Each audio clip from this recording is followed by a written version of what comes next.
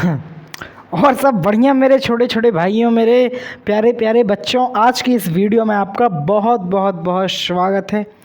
आप जैसा कि जानते हैं कि हम आपको पूरा एकदम बेसिक से पढ़ा रहे हैं। बेस का मतलब होता है जैसे हम किसी घर का जब हम किसी घर को बनाएं और उसका बेस जो रहता है ना, नीचे वाला पोर्शन, उसको हम बेस कहते हैं। इस बेस के द्वारा ही सारे घर का निर्माण होता है। मेरे कहने का मतलब है सारा घर इस बेस पर टिका होता है। अब ठीक इसी प्रकार से जो हमारा अध्याय 1 है वास्तविक संख्या, ये वास्तविक संख्या ना जो हम बेस बता रहे हैं, इस बेस पर पूरे तरीके से डिपेंड है। मेरे कहने का मतलब है कि यदि आपको वास्तविक संख्या पाठ में ना पूरे नंबर चाहिए जो भी आपके एग्जाम में पूछे जाने हैं, तो उन पूरे नंबर को पाने के लिए आपको थोड़ा सा क्या कह देते हैं, ये सारा कुछ बेसिक मामला पढ़ना होगा, बेसिक मटेरियल पढ़ना होगा। अब हम चलते हैं अपनी वीडियो में आगे। तो एक बार और आपका बहुत बहुत बहुत स्वागत है TSI में। तो देखो, हमने इसके पहले वीडियो में आपको वास्तविक संख्या की डेफिनेशन बताई है, परिमेय और अपरिमेय के बारे में बताया है। आज के इस प्रॉपर वीडियो में हम प्राकृत संख्या के बारे में जानेंगे और पूर्ण संख्या के बारे में जानेंगे। देखो, दोनों ही ना ज़्यादा कठिन संख्याएं नहीं हैं। ये आप ना कक्षा 6वीं से पढ़ रहे हैं, इस बात का आप विशेष ध्यान दें। कक्षा 6वीं में जब आप छोटे से थे, जब आपको ये पढ़ाया गया था। अब मेरे को तो भूल गया भाई, मतलब तुम्हारी बात मैं कर रहा हूँ, तुम कहोगे मेरे को तो भूल गया भाई। कोई दिक्कत नहीं है, हम बताएंगे ना यार। हम किस लिए हैं? आपको बताने के लिए तो इधर पास है यार। देखो, प्राकृत संख्या क्या कहलाती है आखिर? प्राकृत संख्या, ये क्वेश्चन आपके दिमाग में होना चाहिए कि आखिर है क्या, ये क्या फंडा है इसका, फंडा अंडा जो भी समझो। तो देखो, प्राकृत से एक शब्द निकल के आता है जिसको हम प्राकृतिक कहते हैं।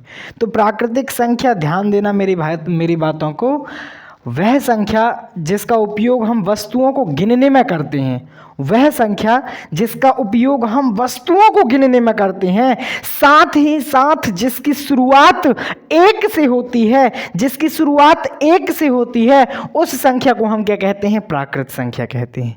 अब मेरी बातों को थोड़ा अपने कान की खिड़कियां खोल के और आंखों का चश्मा निकाल के ध्यान से सुनना। देखो, प्राकृत संख्या 1 से शुरू होती है, मतलब 1 के पहले किसी भी प्रकार की हम संख्या नहीं लेंगे।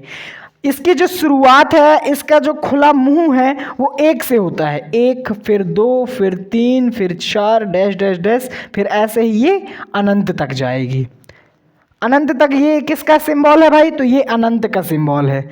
ठीक है, अब ध्यान देना, प्राकृत संख्या में कभी भी ऋणात्मक संख्याएं शामिल नहीं होती। प्राकृत संख्या में कभी भी शुरुआत में 0 शामिल नहीं होता। ये जो पॉइंट्स मैंने बताए अभी, ये जो स्टेप मैंने बताए, ये मैन इसमें लागू होते हैं। इनको आप ध्यान रखना कि प्राकृत संख्या में जो प्रारंभ में कभी भी 0 नहीं आता, और ये 1 से शुरू होती है और अनंत तक जाती है। ये प्रॉपर हमने बात कर ली प्राकृत संख्या की।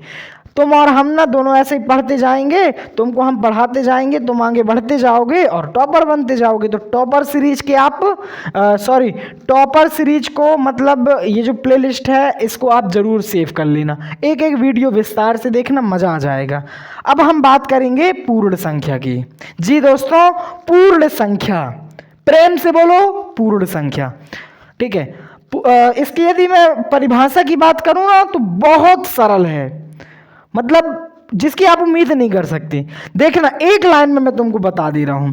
पूर्ण संख्या वह संख्या कहलाती हैं जो 0 से शुरू होती हैं और अनंत तक जाती हैं। बिल्कुल छोटी सी, इसकी शुरुआत 0 से होगी और ये हमेशा अनंत तक जाएगी। अब मैं एकदम शॉर्ट ट्रिक आपको बताता हूं, ट्रिकी बेस्ड पर आपको बताता हूं। तो पूर्ण संख्या की जो परिभाषा निकलेगी, आप ऐसे कह देना कि यदि हम प्राकृत संख्या में